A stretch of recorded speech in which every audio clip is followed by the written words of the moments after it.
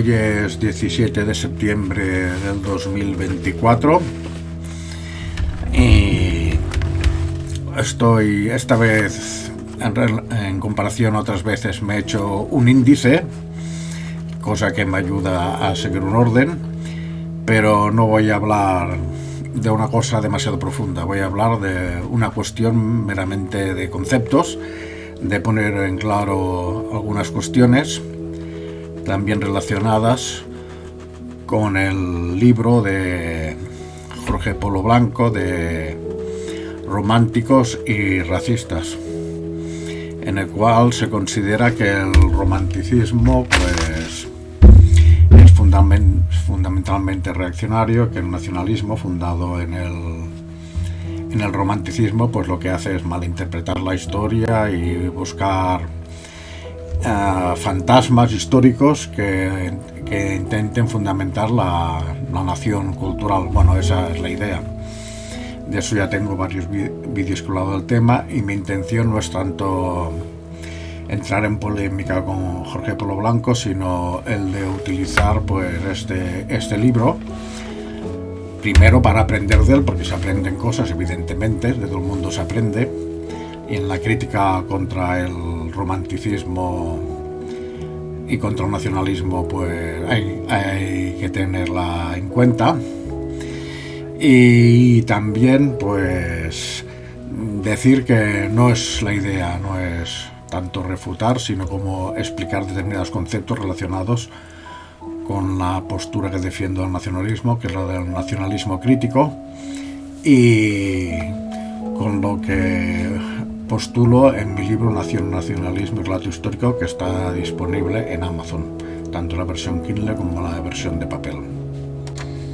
Bueno, pues me voy a la página 212 de la versión Kindle del libro Románticos y Racistas, y voy a empezar a hacer la cita. O sea, leo: es muy conveniente delimitar con claridad los diferentes significados del término nación, pues tales ideologías se alimentan por ignorancia o por malicia de una confusión gravísima de dichos significados. Y ahora se pone a citar a Gustavo Bueno. Y esto significa que lo que precede a España como nación no es, por ejemplo, un supuesto conjunto de naciones políticamente constituidas en la época medieval, en la época visigótica, en la época romana o incluso en la época prerromana. Pero semejante hipótesis exigiría, en primer lugar, retrotraer la categoría historiográfica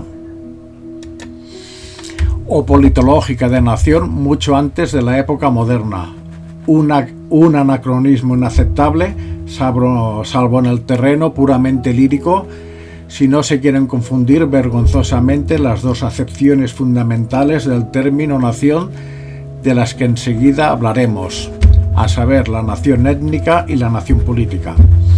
En segundo lugar, induciría a presentar la nación española, en sentido moderno, como una nación constituida en función de supuestas naciones políticas que, a su vez, habría que considerar como previamente constituidas, ya fuera como un proceso de constitución de una nueva categoría denominada por los más armonistas como nación de naciones, un término tan absurdo en política como veremos, como pueda serlo en geometría el término círculo de círculos, que solo deja de ser absurdo en el límite dialéctico en el que los círculos alcanzasen un radio cero, es decir, se convirtiesen en puntos inextensos, y por los menos armonistas como cárcel de naciones.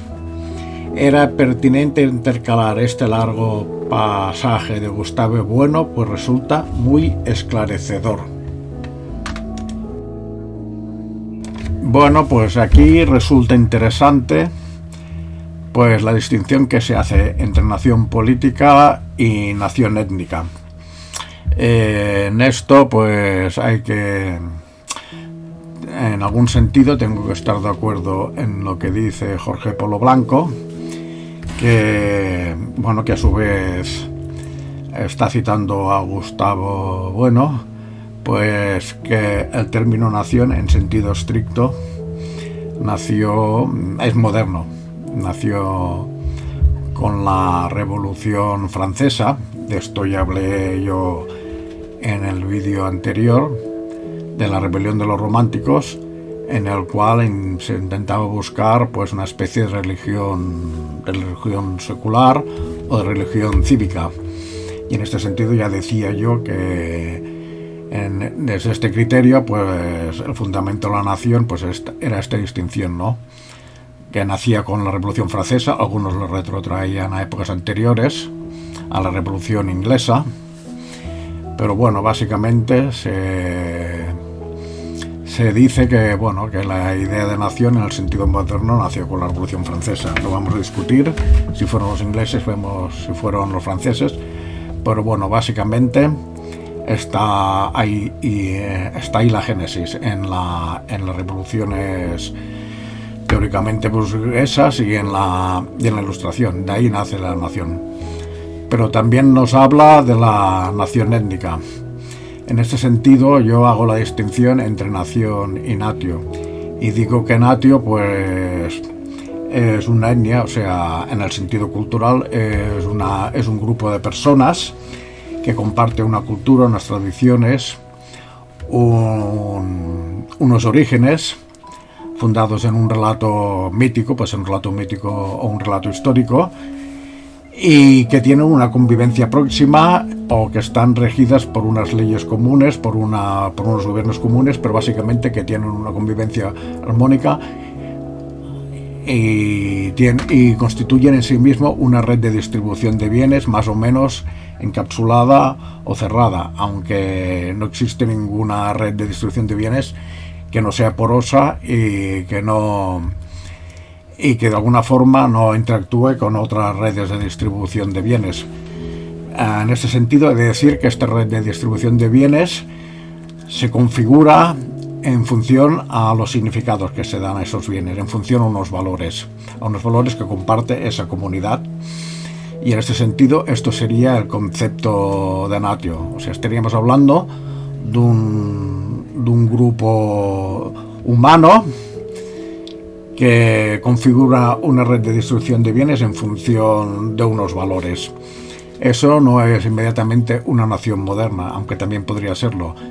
No es inmediatamente una nación moderna porque no está configurado desde criterios racionales y no está configurado como una religión cívica, sino que más o menos se configura a partir de un relato mítico, o se configura a partir de una religión, o se configura a partir de unas tradiciones más o menos ancestrales. Esta es la diferencia. Bueno, pues Jorge Polo Blanco hace una comparación y dice que hablar de nación de naciones pues es como hablar de círculo de círculos.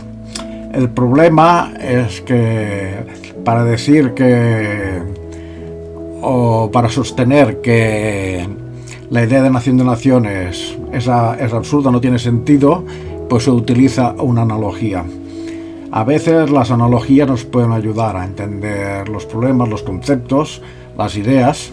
El problema es que las analogías de la matemática y de la física y de las ciencias naturales aplicadas a las ciencias sociales pues son problemáticas, porque mientras que los conceptos de la matemática son claros, distintos y precisos, pues los conceptos de la historiografía, los conceptos de la antropología, los conceptos de la sociología pues son un tanto difusos y no son aplicables.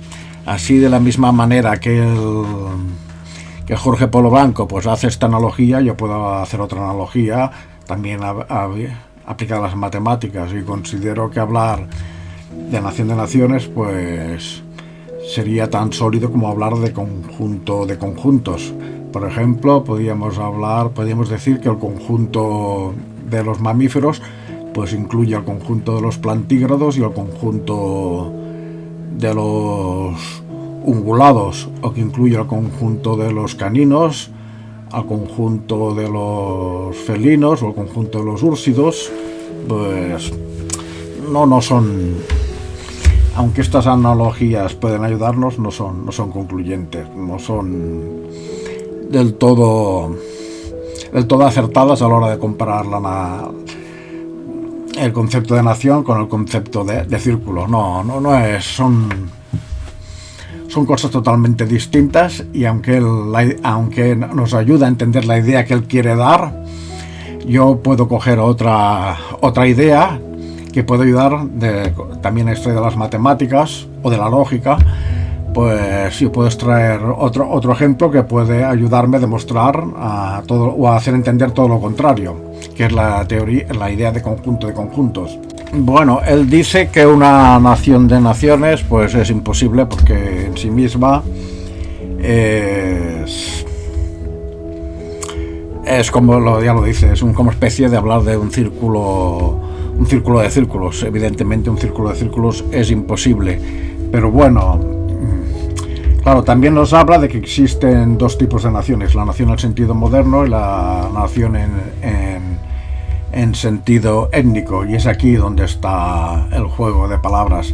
Claro, se está haciendo este juego de palabras, y claro, el término nación en este sentido tiene dos significados distintos. Pero decir que no puede existir una nación de naciones, pues sería como decir que Brasil no puede tener tribus.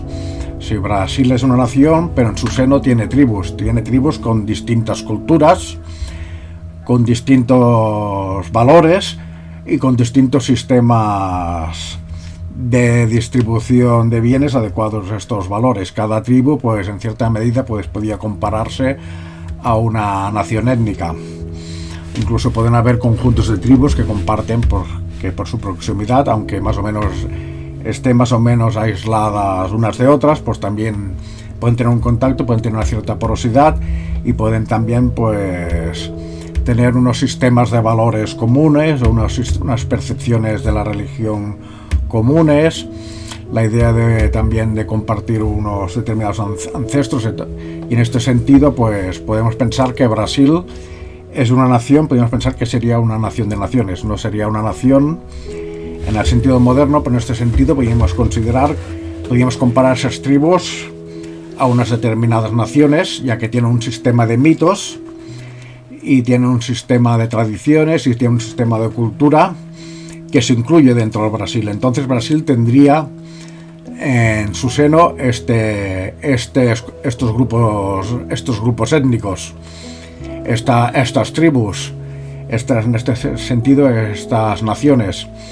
Por ejemplo, en Estados Unidos o México, en su seno también tendrían la nación Apache, porque la nación Apache pues tendrían también unos dioses comunes. No conozco, estoy poniendo un ejemplo porque no conozco la historia de las naciones indígenas de Norteamérica y de México, pero bueno, estoy poniendo en este sentido un ejemplo. Y bueno, podríamos entender que la nación Apache, entendida en el sentido étnico, pues está incluida en la nación política de México o de Estados Unidos, cuando Estados Unidos robó los territorios a México. Pues básicamente esta es la idea. En ese sentido, la idea de nación de naciones no sería contradictoria. Ahora bien, podemos preguntarnos, ¿sería un absurdo pensar en nación de naciones en un sentido político? Pues esta sería una buena, hablando de los dos conceptos en un sentido político, pues esta sería una buena pregunta, y es una cosa que habría que analizar a fondo. Bueno, pues cuando hablamos que una nación en el sentido político no puede incluir a otras naciones en el sentido político, pues también me va bien la idea del Brasil y de sus tribus. Claro, la nación brasileña es una nación en sentido político, eso está claro. Pero esto significa que las tribus, aunque no sea una nación moderna, no puede considerarse una nación en sentido político. A veces estas tribus pues están bastante aisladas del centro, o tienen poca relación con el centro, con la capital de Brasil, con la administración del Brasil. Y aunque teóricamente están sometidas a la ley del Brasil, es hablar con mucha teoría, porque realmente estas tribus pues pueden tener su propia jerarquía social, su falta de jerarquía social. Pueden ser a lo mejor no tienen una jerarquía social en el sentido que entendemos nosotros, pero sí que tienen sus propios órganos de dirección, sí que se administran de una forma concreta y en cierto sentido pues tienen una cierta autonomía política, aunque sea una autonomía política pues incluso previa, sería una rank society, como dirían algunos, o como un antecedente de un estado, pues de alguna manera que no serían en el sentido moderno naciones políticas, pues sí que tendrían una especie de autonomía política, en tanto que ellos mismos regirían su propio destino, tendrían sus propias leyes y tendrían sus propios sistemas de justicia y tendrían sus propios líderes y sus propios gobiernos. En este sentido, pues podían compararse a una nación política, aunque no fueran naciones en el sentido absolutamente moderno. Bueno, el problema con todo esto es que hacer analogías con las tribus del Brasil es un poco ilegítimo. Nos puede ayudar a entender la idea de que una nación política en cierta medida puede contener dentro de sí misma otra especie de nación política. Pues sí que nos puede ayudar a entender a esa idea. Yo creo que no, en ese sentido es contradictorio. Lo que sucede es que tenemos que entender esto como una ayuda, no como una realidad. Entonces, es que el problema es que la historia del Brasil no es idéntica a la historia en Europa, ni a la configuración de las entidades políticas europeas, ni nada de eso. Entonces, eso trae problemas. En todo caso, yo puedo hablar de Cataluña porque no estoy al tanto de la historia del País Vasco, o no estoy lo suficientemente al tanto de la historia del País Vasco, ni de la historia de Galicia. Sé que hubo un reino de Galicia, pero en el caso de Cataluña, lo que sí que puedo decir, sí que hubo, esto lo documenta Ramón de Abadal, sí que hubo una soberanía. Era una soberanía de facto, no de iure, o sea, no era una soberanía legal. Cataluña siempre estuvo sometida legalmente hasta el Tratado de Corbeil, me parece que era en 1858, me parece recordar.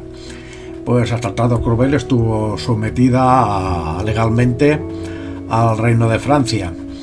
El problema o la cuestión era que el rey de Aragón, que al mismo tiempo era conde de Barcelona, pues actuaba como soberano tanto en Aragón, en el Reino de Aragón, como conde de Barcelona. Actuaba como soberano, con independencia del rey francés, y en este sentido sí que había una soberanía de facto. Después, con el Tratado de Corbeil, pues ya el rey de Aragón, conde de Barcelona, pues ya se hizo con la soberanía de Cataluña y la integró dentro del Reino de Aragón.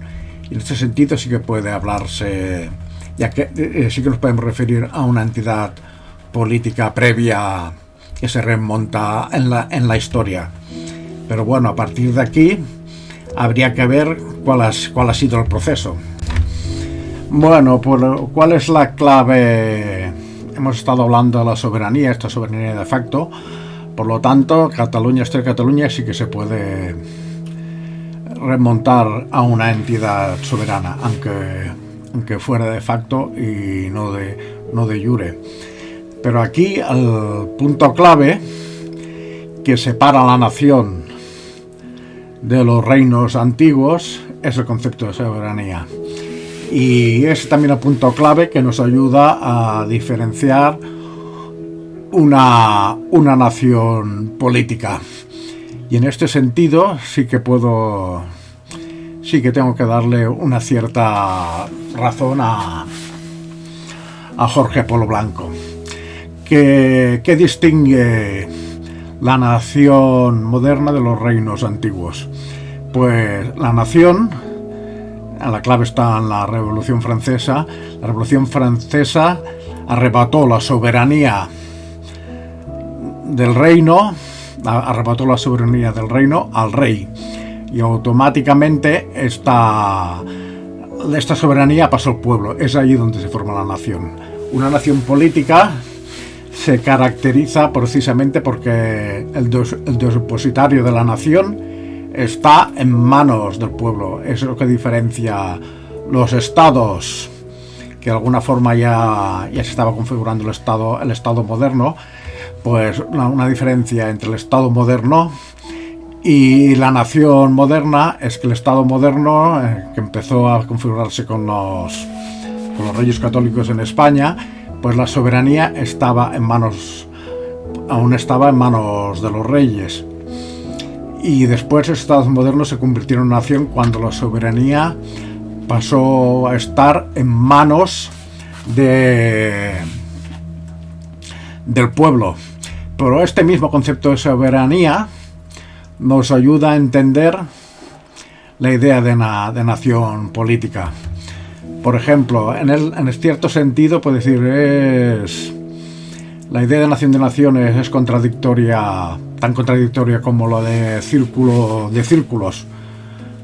Pues en cierto sentido sí, porque hay que ver en manos de quién está la soberanía, en el todo o en la parte. Por ejemplo, en el caso de España, la soberanía está en el todo. Pero ¿qué pasaría si estuvieran las partes? Si, por ejemplo, Cataluña tuviera su propia soberanía y fuera libre de decidir, y si, por ejemplo, Castilla tuviera su propia soberanía y que cada uno tuviese soberanía y después de alguna manera hiciera una especie de confederación. Se podía decir que España deja de ser una nación por eso. Sería una confederación, pero por ello dejaría de ser una nación. No, porque todavía tendría un ámbito de soberanía. Todavía tendría un ámbito de soberanía y un ámbito de decisión. Esta sería una soberanía compartida, pero continuaría teniendo un cierto ámbito de soberanía. Pero en este sentido es el problema, es entender si la idea de esta soberanía compartida por las partes podía asimilarse a una nación.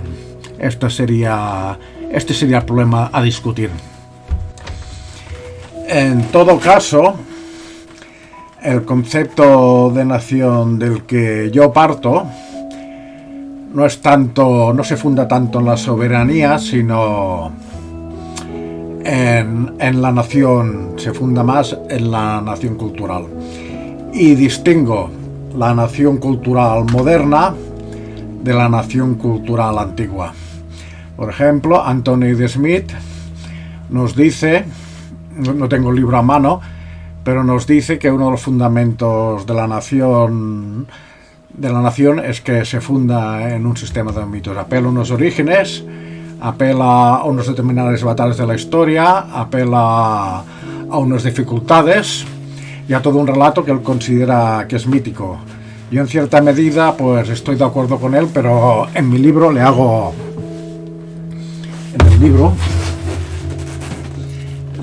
una especie de enmienda. Este es el libro, que está en Amazon.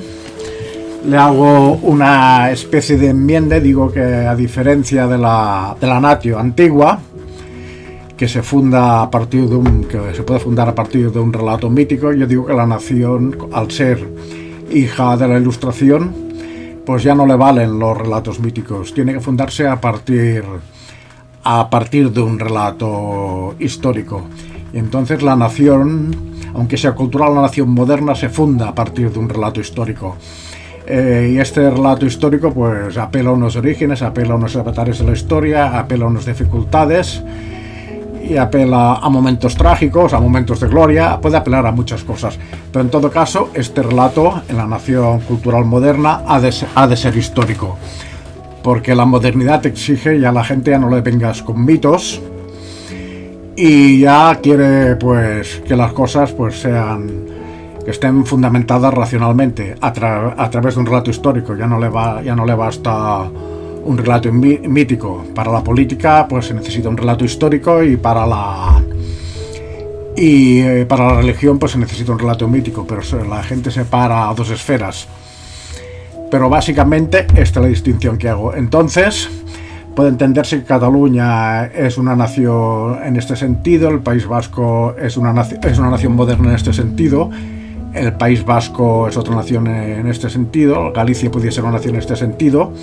Entonces sería muy distinto, sería una nación cultural, pero que se fue fundamentada a partir de un relato histórico, y que podía fundar una nación política con Castilla, podían asociarse en una nación política con Castilla y hacer una soberanía pues del todo, pero cada parte pues sabiendo que tiene su propio relato histórico, y que ese relato histórico pues las ha unido a España, y que parte de su esencia pues es esta vinculación con España. Y en este sentido pues sí que podía hablarse de una nación de naciones.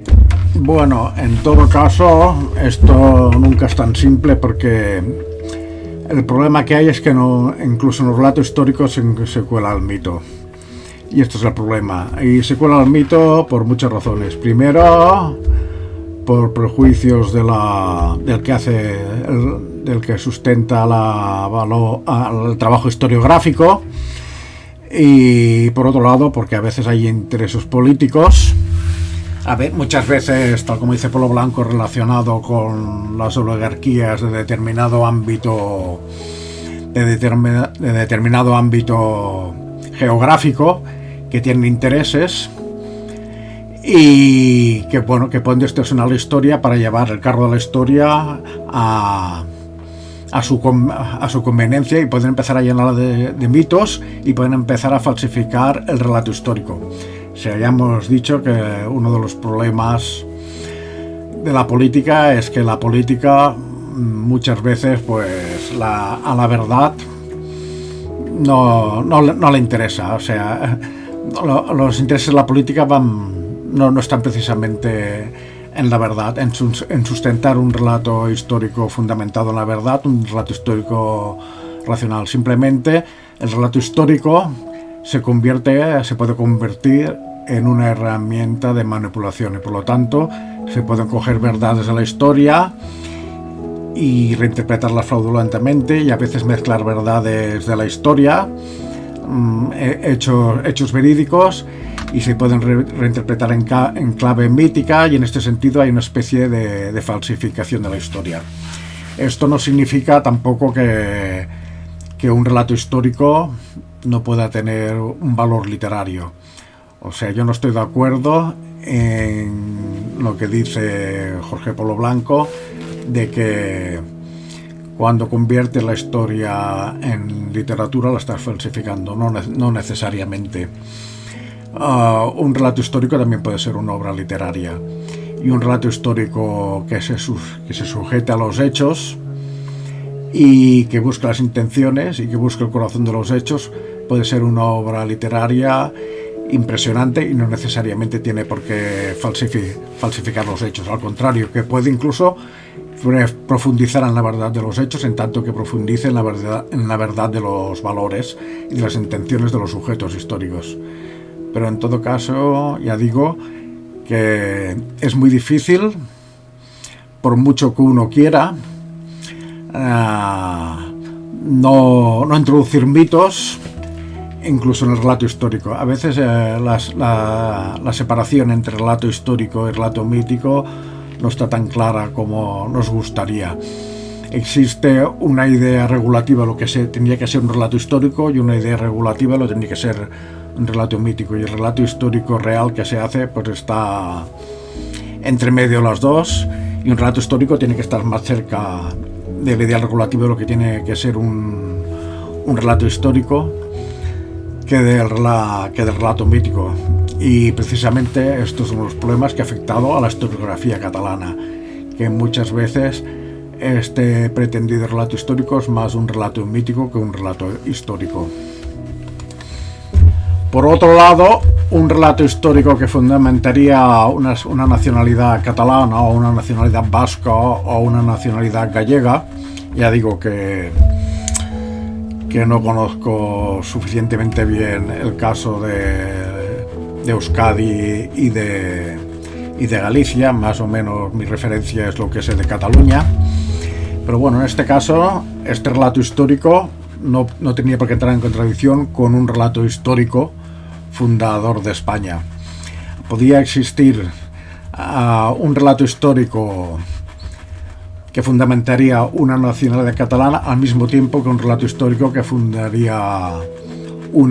daría fundamento a una nacionalidad española donde tuvieran cabida tanto catalanes como vascos, como gallegos o como andaluces. Entonces, en este sentido, habría una especie de relato histórico común que haría que fuera posible esta nación de naciones. O sea, que uno se pudiera sentir vinculado tanto al relato histórico de España como al relato histórico de Cataluña. En todo caso, dependería del relato que se alzase tanto de Cataluña como de España. Yo considero que en este sentido la historiografía catalana, en muchos casos, la derivada del romanticismo, ha hecho trampa y ha tratado de desligar el relato histórico de Cataluña del relato histórico de España. Yo creo que el relato histórico de Cataluña no se puede entender sin el de España, y el de España no se puede entender sin el de Cataluña. Ambos son compatibles y no son excluyentes. Por lo tanto, en este sentido, sí que puede existir, uno se puede sentir vinculado a la cultura catalana y a la cultura española al mismo tiempo, de la misma manera que uno se siente vinculado a la cultura catalana, a la cultura española, a la civilización occidental y a Europa. Y en este sentido, incluso yo considero que el tiempo de España y de Cataluña han pasado, que la historia los está dejando atrás, se consideran en ese sentido naciones ya están empezando a quedar obsoletas y hay que buscar una síntesis superior. Para mí esta síntesis superior sería la de intentar hilvanar un relato histórico que fundase un sentido nacional europeo. Además, este sentido nacional europeo tendría fundamentos racionales basados en la historia. Y estos fundamentos racionales se pueden dar tanto en el origen latino y griego como en el origen germánico. Ambos son compatibles.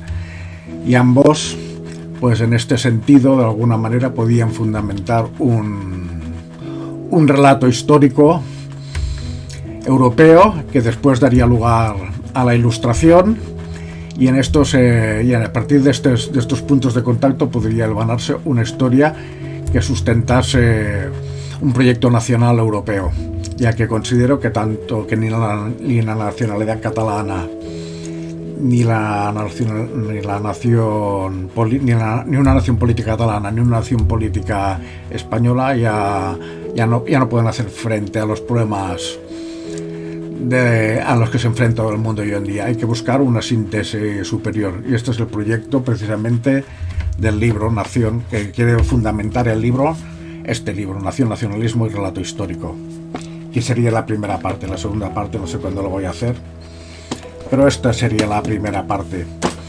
De todas formas, siempre he dicho que una nación es una especie de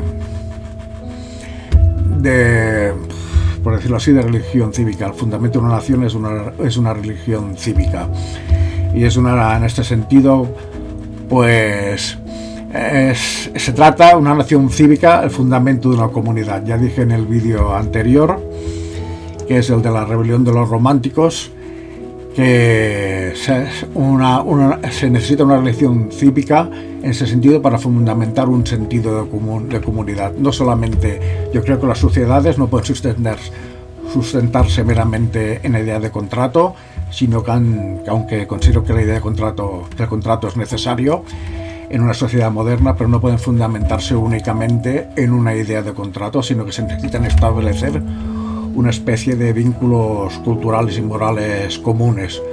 Pues por lo tanto, esta es la idea que se pretende defender en mi proyecto. Buscar un relato histórico racional que creo que puede sustentarse perfectamente en la historia, y a partir de él, en la historia en el sentido racional, la historia siempre es una comprensión racional del devenir humano, pues a partir de esta idea, pues tratar de hacer una síntesis superior y crear una nación europea, una nación que pueda hacer frente a los retos de la modernidad que nos viene por delante.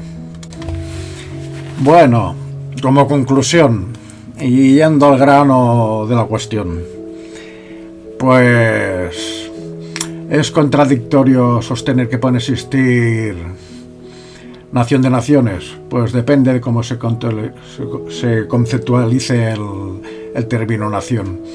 Si hablamos de nación como nación política, sí que ha de ser todo contradictorio, porque o la soberanía o se sostiene en el todo o se sostiene en la parte, y si se sostiene en la parte, ya la nación, aunque esto no sé, aún no estoy plenamente convencido, pero voy a aceptar la tesis de Polo Blanco, pues si se sustenta en el todo, esto sería una nación política, pero si disgrega la soberanía en las partes a través de una confederación, ya no podía hablarse de una nación. No sé, no estoy convencido de eso, pero bueno, de momento aceptaré esta hipótesis de Polo Blanco. Ahora bien, si se considera que una nación moderna no se funda tanto en la soberanía como en un relato histórico racional, en la búsqueda de unos orígenes, fundado en un relato histórico racional, no en un relato mítico, entonces sí que podría hablarse de una nación de naciones.